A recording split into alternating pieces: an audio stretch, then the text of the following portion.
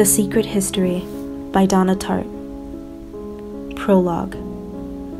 The snow in the mountains was melting, and Bunny had been dead for several weeks before we came to understand the gravity of our situation. He'd been dead for 10 days before they found him, you know. It was one of the biggest manhunts in Vermont history. State troopers, the FBI, even an army helicopter.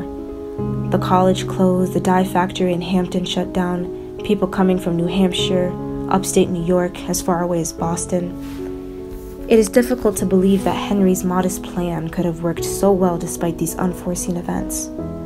We hadn't intended to hide the body where it couldn't be found. In fact, we hadn't hidden it at all, but had simply left it where it had fell, in hopes that some luckless passerby would stumble over it before anyone even noticed he was missing. This was a tale that told itself simply and well. The loose rocks, the body at the bottom of the Raven, with a clean break in the neck, and the muddy skid marks of dug-in heels pointing the way down. A hiking accident, no more, no less, and it might have been left at that.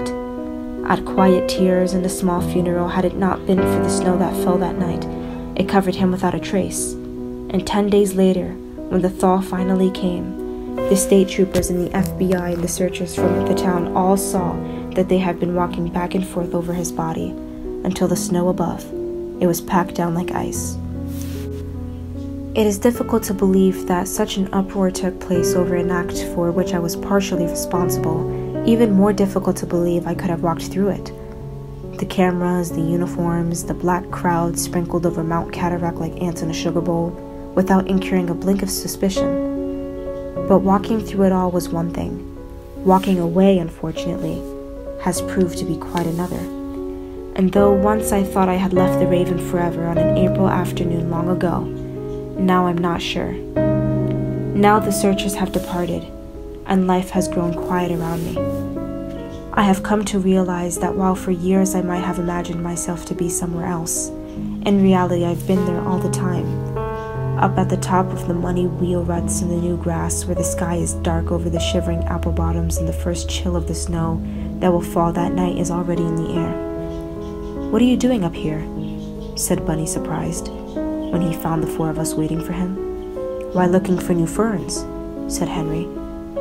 And after we stood whispering in the underbrush, one last look at the body and a last look round, no dropped keys, lost glasses, everybody got everything? And then started single file through the woods. I took one glance back through the saplings that leapt to close the path behind me. Though I remember the walk back and the first lonely flakes of snow that came drifting through the pines, remember piling gracefully into the car and starting down the road like a family on vacation, with Henry driving clenched-jawed through the potholes of the rest of us leaning over the seats and talking like children. Though I remember only too well the long, terrible night that lay ahead and the long, terrible days and nights that followed.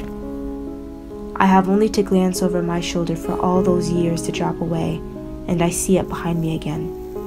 The Raven, rising all green and black through the saplings, a picture that will never leave me. I suppose at one time in my life I might have had any number of stories, but now there is no other. This is the only story I will be ever able to tell.